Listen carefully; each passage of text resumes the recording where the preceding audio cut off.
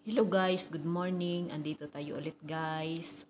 Magluto tayo ng kofta tahina. Ulit-ulit ko lang naman itong niluto guys. Pero ngayon, ipakita ko lang sa inyo kung gaano kabilis to lutuin itong recipe na to. Ito ay Arabic na recipe. Ayan, pero masarap siya guys, no, in fairness. So, nakabilog na tayo ng kofta guys. At yun na, nakahanda na rin tayo ng kawali.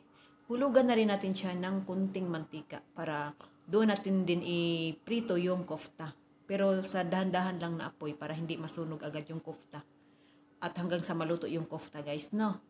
So ayan na, naglagay na tayo ng mantika, tapos hinulog na rin natin yung kofta.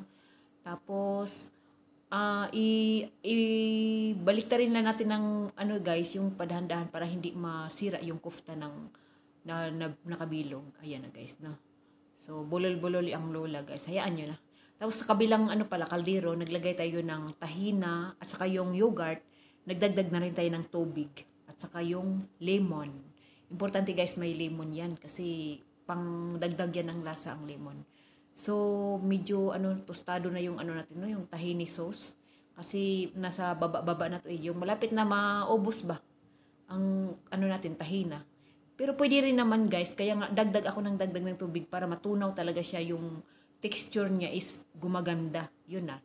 Naghalo na tayo ng ingredients natin sa mahinang apoy lamang. Ayan, nagdagdag na rin tayo ng asin. Kunting asin lang guys ha, take note kasi yung kofta may asin na yon. Saka yung yogurt may asin din yon. Dagdag na rin tayo ng paminta. At saka doon sa pinaglutuan natin ng kofta guys, may mantika pa yun. Doon natin ihulo yung sibuyas. Ayan na nga pala yung kofta natin na luto na. So, kunting pasensya na lang to kasi halo-halo lang din naman to guys eh. Tapos pagka kumukulo-kulo na yan guys, pwede na nating ihulog or i-mix yung kofta dyan sa sauce. Ayan na yun guys, nahulog na pala natin yung kofta guys. Ayan, dahan-dahanin lang natin pag mix or pag halo-halo.